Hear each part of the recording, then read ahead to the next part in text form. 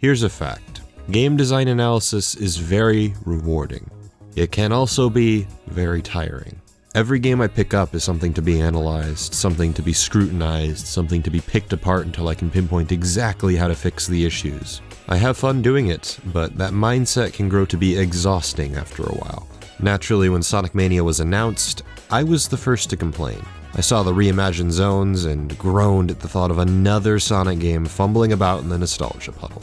At the time, I don't know if I truly understood why I loved Sonic games, and I lambasted the classics mostly because everyone wouldn't shut up about them. From my perspective, all I read, watched, heard was that Sonic has only worked and could only work in 2D. You have your fans of Adventure, Adventure 2, Colors, Generations, the works, but rarely do you find a Sonic fan who likes all of them, and rarely will you find a Sonic fan who won't preach the wisdom of our great Lord and Savior, Classic Sonic. Seeing Classic Sonic in Sonic Forces, seeing Green Hill Zone in both Mania and Forces, I was pushed into a corner where I felt suffocated by it all. I didn't give Mania a fair chance in my head until a month or so ago. I decided to play Classic Sonic again, just to see if I could finally understand what everyone was raving about. I'd played each countless times, and I never understood why they're held on such a high pedestal. Until now. That's when I understood what I love about Sonic in both 2D and 3D. It clicked while I was playing Sonic 1.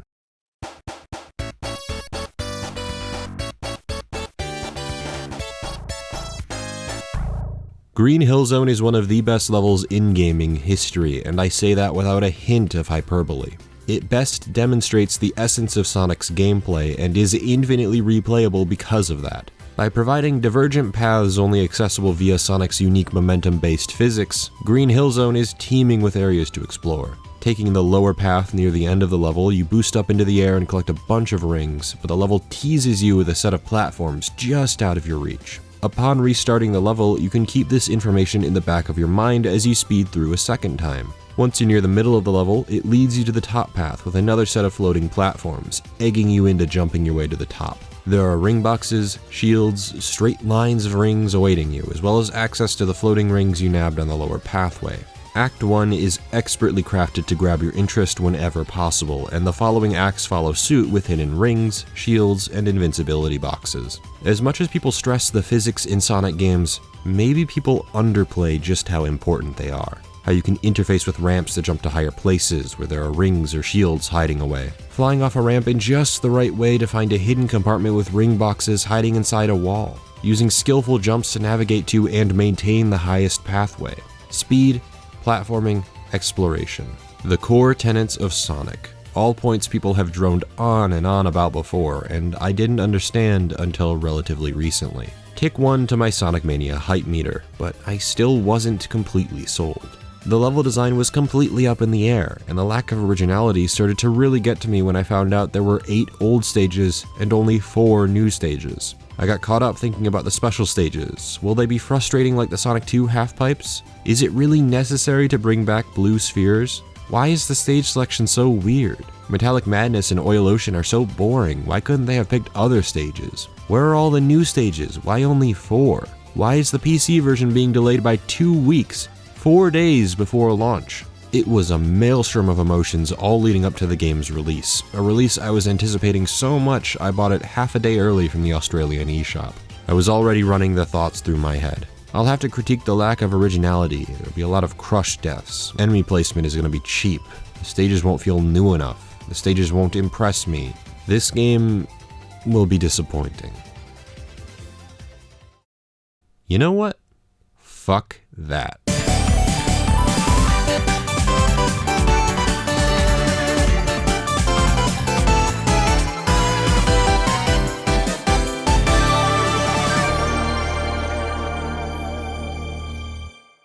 Sonic Mania is fun. Sonic Mania is joy. Sonic Mania is wonder. Sonic Mania is majesty. This may sound strange coming from someone who does a game analysis series, but I have zero interest in critiquing Sonic Mania, even though I easily could. I went into Sonic Mania with a critical eye and came out of it blind. I don't care about the level design, the enemy placement, the bosses, the difficulty curve, whatever. Other, more qualified people can cover that stuff. I care about how happy I am while I play, something no other game has come close to in a long time.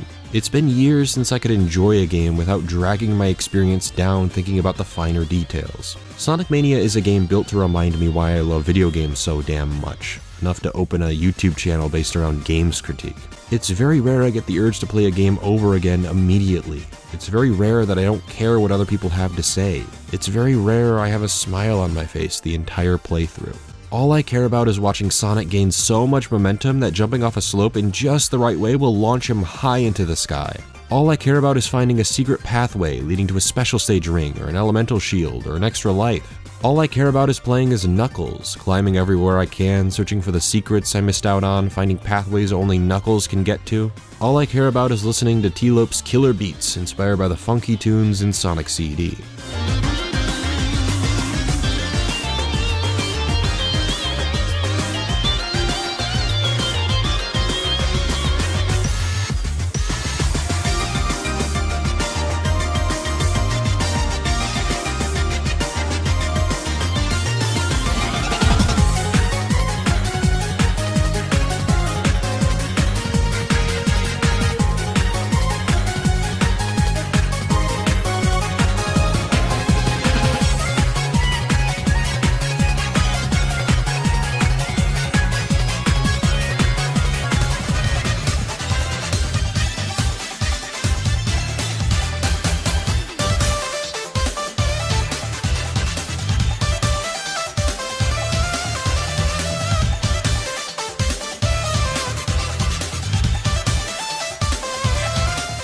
All I care about is gawking at the excruciatingly fine attention to detail in the sprite work and the gorgeously fluid animations. All I care about is abusing the drop dash to maintain my momentum.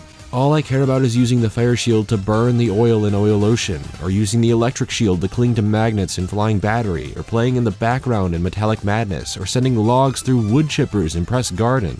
Sonic Mania is committed to surprises. Fang, Bean, and Bark in Mirage Saloon, a Mean Bean Machine boss fight in Chemical Plant, the Hydrocity boss fight, except you're in the mech pulling Eggman into your propellers, fighting Metal Sonic with Silver Sonic from the Game Gear games retrofit with his old sound effects. There are mechanics straight from other Sonic games diffused throughout. The people movers from Wacky Workbench are in Lava Reef, the haze mechanic from Sandopolis is in Oil Ocean, the pulleys from Marble Garden are in Stardust Speedway. This is a labor of goddamn love. This is what you get when you take every single classic Sonic game and mash them all together. I thought I'd hate the returning stages, but I easily grew to love them. Seeing so many of the new and returning stage gimmicks, running through completely original level design, searching for all new secrets, and listening to remixes of classic songs, it's hard to notice you're playing in the same zone. It took the iconic set pieces from Green Hill, Chemical Plant, Hydrocity, etc., and mixed them together with all new level design. This is exactly how Sonic Generations handled it, and no one had a problem with that. I'd say this game may have handled certain aspects better than Generations, such as the level selection, and just how many mechanics they could squeeze in from old games while mixing them with creative new concepts. I like them both for the same reasons. They're celebrations of Sonic in a somewhat toxic environment for the Blue Blur. In an age where 3D Sonic doesn't seem to know what it wants to be, where the fans are split so many ways you can't even count the pieces, where Sonic games are continually ridiculed, it feels so good for Sonic to return to what made him good. It's not the only thing that made him good, but it is what made him pure. A lack of that purity is largely the reason 3D Sonic is so hotly contested.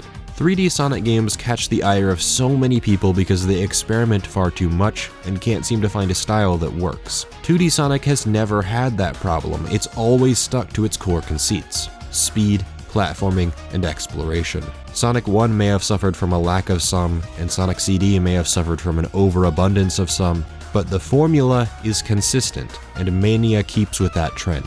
There are moments of blinding speed, slower paced sections where you can relax and explore, and some tricky platforming to reach the rewarding secret pathways. Every single stage is an absolutely perfect mix, none of them becoming Marble Zone, and none of them becoming Metallic Madness, ironically enough. This gameplay is pure, and there are definitely problems you could bring up with this style, but it's a consistent style with clear highs that show it's worth exploring. Mania returns Sonic to that purity, if even only for a minute.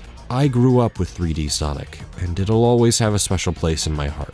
I'll always buy and play Sonic games no matter what form they're in because of the profound impact the franchise has had on my life. It is my favorite video game franchise, if I had to pick. That said, my excitement for 3D Sonic is the one dwindling now. Whereas before I couldn't give less of a shit about classic Sonic, I watch footage from Sonic Forces thinking, is this what 3D Sonic has become? This isn't to dismiss 3D Sonic entirely, more so it's to say that 3D Sonic doesn't have that same wow factor as it did when I was younger. The boost formula works, but it's tired. There isn't as much room for experimentation as there is in the 2D games. I love memorizing the stages and ripping through them blindingly fast, it just isn't the same joy I get from playing Mania. It's a surface level satisfaction. 3D Sonic could only get me excited again if they went down a Sonic Adventure or Sonic Lost World path with more freeform level design and controls, a roadmap Shay-Mei laid out beautifully in his Sonic Spitball series. I am beyond excited for a sequel to Sonic Mania, more than I am for any new 3D Sonic game. That's a sentence I never thought I'd hear myself say, given my history. Not too long ago, I'd have said the complete opposite. Mania has completely wooed me to its side, and I finally feel like I understand what Sonic does for me that no other game can. Mania is a game I can sit back, relax, and play until the sun comes up. I can retire my reading glasses, I can set aside my notepad, I can pick up my controller, recline my chair, and press start. There we go, finally a Sonic video on this channel. Considering it's my favorite franchise, I don't know why it took me so long, but there you go.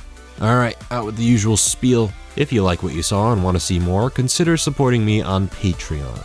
If you can't spare the cash, that's completely fine. I love all of you equally. You can thumbs up, thumbs down, whatever the hell you want to do. What I value the most is your input. Please use that comment section down below to get some discussion going. What do you think of the video? What do you think of Sonic Mania? What do you think of Sonic in general? Anything. I value discussion far more than I value my views, my thumbs up or my thumbs down or whatever the hell. Till next time, my name has been King K, and I certainly hope you have some well-deserved fun today.